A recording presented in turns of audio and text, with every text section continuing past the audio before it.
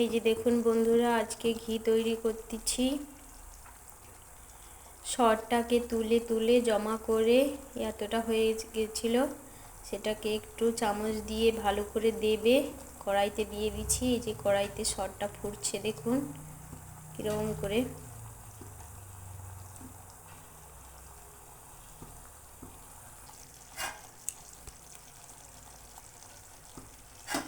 দেখুন বন্ধুরা কীরকম করে সরটা ফুটছে।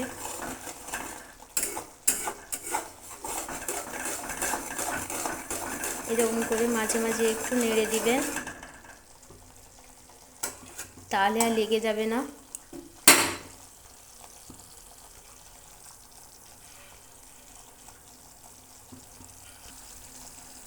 এই যে দেখুন বন্ধুরা কীরকম করে সরটা ফুটছে। এই যে ধার থেকে দেখুন তেল ছাড়া শুরু হয়ে গেছে, ঘিটা ছাড়া শুরু হয়ে গেছে। এই যে দেখুন বন্ধুরা,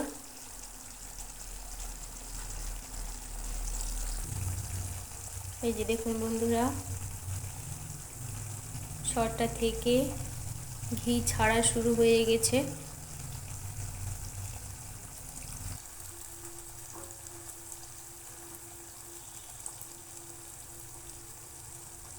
দেখুন বন্ধুরা সর থেকে কীরকম খুব সুন্দর করে কীরকম করে সাইড দিয়ে ঘি ছাড়তিছে। দেখুন বন্ধুরা, এরকম করে আপনারাও বাড়িতে একবার ট্রাই করবেন কিভাবে ঘি বানানো যায়।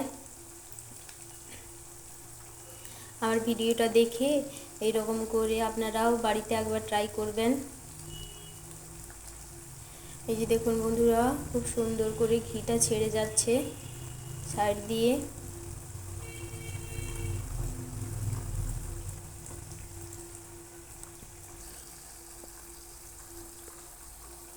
আপনারা মাঝে মাঝে একটু নেড়ে দিবেন, তাহলে আর লেগে যাবে না।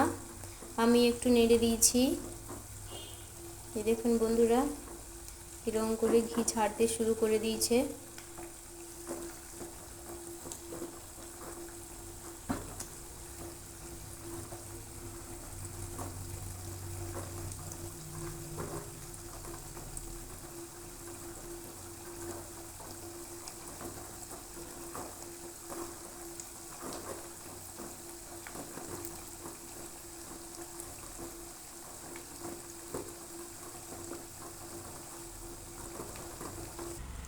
এই যে দেখুন বন্ধুরা পুরোটা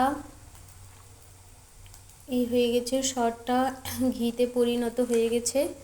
দেখুন বন্ধুরা আপনারাও বাড়িতে এইভাবে একটু ট্রাই করবেন। সিম্পল ঘিয়ের রেসিপি, খুব সহজে সরটাকে তুলে অনেকটা সর জমা হয়ে গেলে সেটাকে একটু চামচ দিয়ে নেড়ে তারপরে কড়াইতে দিয়ে তারপরে মাঝে মাঝে করে একটু খুন্তি দিয়ে নাড়তে হবে।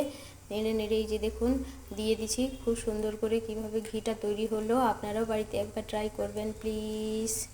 ভালো থাকবেন, সুস্থ থাকবেন। সিম্পল ঘি রেসিপি এইখানে শেষ করলাম। টাটা।